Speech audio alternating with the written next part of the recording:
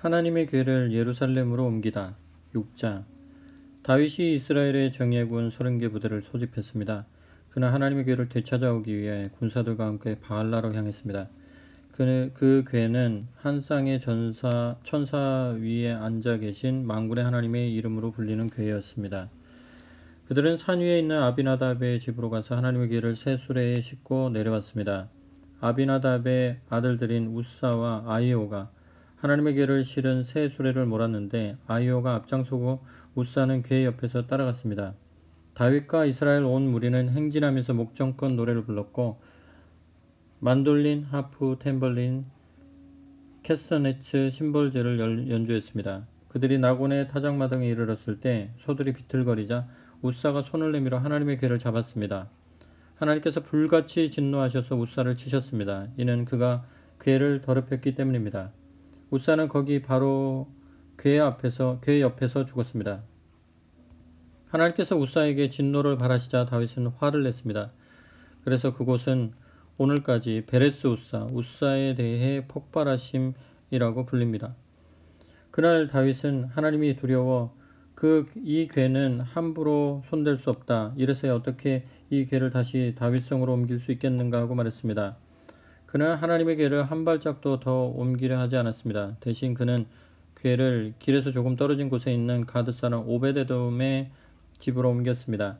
하나님의 궤는 가드 사람 오베데돔의 집에 석 달 동안 머물렀습니다. 하나님께서 오베데돔과 그의 온 집안에 복을 주셨습니다. 하나님께서 하나님의 궤 때문에 오베데돔과 그의 온 집안에 복을 주셨다는 소식이 다윗 왕에게 들어갔습니다. 그 복을 내가 받아야겠다고 생각한 다윗은 가서 하나님의 궤를 오베데돔의 집에서 다윗 성으로 가지고 올라왔습니다. 궤를 옮기는 내내 가장 좋은 소를 제물로 바치며 성대한 축제를 벌였습니다. 다윗은 제사장의 세마포를 입고 하나님 앞에 주저없이 춤을 추었습니다. 온 나라가 그와 함께 함성과 나팔 소리를 울리며 하나님의 궤를 따라갔습니다. 그러나 하나님의 궤가 다윗성으로 들어올 때 사울의 딸 미갈이 창밖을 내다보다가 하나님 앞에서 춤추며 뛰노는 다윗 왕을 보고서 마음속으로 그를 업신여겼습니다. 그들이 하나님의 궤를 가지고 들어와서 궤를 두려고 쳐놓은 장막 한가운데 놓자 다윗은 그 자리에서 번제와 화목제를 드려 예배했습니다. 번제와 화목제를 마친 다윗은 만군의 하나님의 이름으로 백성을 축복하고 남녀 할 것 없이 그곳에 모인 모든 사람에게 빵 한 덩이와 대추과자 하나와 건포도 과자 하나씩을 나누어 주었습니다. 그 후에 백성이 모두 집으로 돌아갔습니다. 다윗이 그의 가족을 축복하기 위해 왕궁으로 돌아가니 사울의 딸 미갈이 그를 맞으러 나오면서 말했습니다. 왕께서는 오늘 거리에 저속한 춤꾼처럼 여정들이 보는 앞에서 몸을 드러내며 참으로 훌륭하게 위엄을 떨치시더군요. 다윗이 미갈에게 대답했습니다. 나는 하나님 앞에서 마음껏 춤을 출 것이요. 그분이 나를 택하셔서 당신의 아버지와 당신의 남은 집안 위에 두시고 하나님의 백성 이스라엘의 통치자로 삼으셨소. 하나님의 영광을 위해서라면 나는 이보다도 더 격하게 춤을 출 것이요. 설령 내가 바보처럼 보여도 좋소. 하지만 당신이 그렇게 걱정하는 이 여종들 사이에서 나는 한없는 존경을 받을 것이요. 그 후 사울의 딸 미갈은 평생 자식을 낳지 못했습니다. 하나님께서 다윗과 맺으신 언약 7장. 하나님께서 모든 원수들로부터 왕을 지켜주셨으므로 머지않아 그가 안정을 찾았습니다. 그러던 어느 날 다윗 왕이 예언자 나단에게 말했습니다. 보십시오. 나는 여기 호화로운 백향목 왕궁에서 편히 살고 있는데 하나님의 궤는 허술한 장막 안에 있습니다. 나단이 왕에게 말했습니다. 무엇이든 왕의 마음에 좋은 대로 하십시오. 하나님께서 왕과 함께 계십니다. 그러나 그날 밤 하나님의 말씀이 나단에게 임했습니다. 너는 가서 내 종 다윗에게 전하여라. 이 일에 대한 하나님의 말씀이다. 내가 살 집을 네가 짓겠다는 말이냐? 이스라엘 자손을 이집트에서 이끌어내던 날부터 지금까지 나는 한 번도 집에서 산 적이 없다. 언제나 장막에 거하며 옮겨 다녔다. 내가 이스라엘과 함께 다니면서 목자로 지명한 지도자들 중 누구에게 어찌하여 내게 백향목 집을 지어주지 않느냐고 물은 적이 있느냐? 그러니 너는 내 종 다윗에게 이렇게 말하여라. 만군의 하나님이 너에게 주는 말씀이다. 내가 양의 뒤를 뒤돌아다니던 너를 목장에서 데려다가 내 백성 이스라엘의 지도자로 삼았다. 네가 어디로 가든지 내가 너와 함께 있었고 내 앞에 모든 적들을 물리쳤다. 이제 나는 내 이름을 높여서 땅의 위대한 이름들과 어깨를 겨루게 할 것이다. 그리고 내 백성 이스라엘을 위해 한 곳을 따로 떼어 그들을 그곳에 심고 각자 자기 집을 갖게 하여 더 이상 떠돌지 않게 할 것이다. 또한 내 백성 이스라엘 위에 사사들을 두던 시절과는 달리 악한 자들이 너희를 괴롭히지 못하게 할 것이다. 마침내 너의 모든 적을 막아 평화를 누리게 할 것이다. 나 하나님이 너에게 말한다. 나 하나님이 친히 내게 집을 지어주겠다. 내 일생이 다하여 조상과 함께 묻힐 때에 내가 내 자식 내 몸에서 난 혈육을 일으켜 내 뒤를 잇게 하고 그의 통치를 견고히 세울 것이다. 그가 나를 높여 집을 지을 것이며 나는 그 나라의 통치를 영원히 보장할 것이다. 나는 그에게 아버지가 되고 그는 내게 아들이 될 것이다. 그가 잘못을 저지르면 내가 평소 하던 것처럼 인생의 함정과 장애물로 그를 징계할 것이다. 그러나 앞선 왕 사울에게 그러했던 것처럼 내 자비로운 사랑을 거두는 일은 없을 것이다. 그에게서는 절대로 내 사랑을 거두지 않을 것이다. 내 지방과 내 나라가 영원히 안전할 것이다. 내가 거기서 눈을 떼지 않을 것이다. 내 왕좌는 바위처럼 언제나 든든히 그 자리에 있을 것이다. 나단은 환상 중에 보고 들은 모든 것을 다윗에게 빠짐없이 이야기했습니다. 다윗 왕이 들어가서 하나님 앞에서 기도했습니다. 내 주 하나님, 제가 누구이며 저의 집안이 무엇이기에 주께서 저를 이 자리에 이르게 하셨습니까? 그러나 앞으로 있을 일에 비하면 이것은 아무것도 아닙니다. 내 주 하나님, 주께서는 제 집안의 먼 앞날에 대해서 말씀하시며 장래일을 엿보게 해주셨습니다. 이 모든 것 앞에서 감히 제가 무슨 말을 할 수 있겠습니까? 주 하나님, 주께서는 제 실상을 아십니다.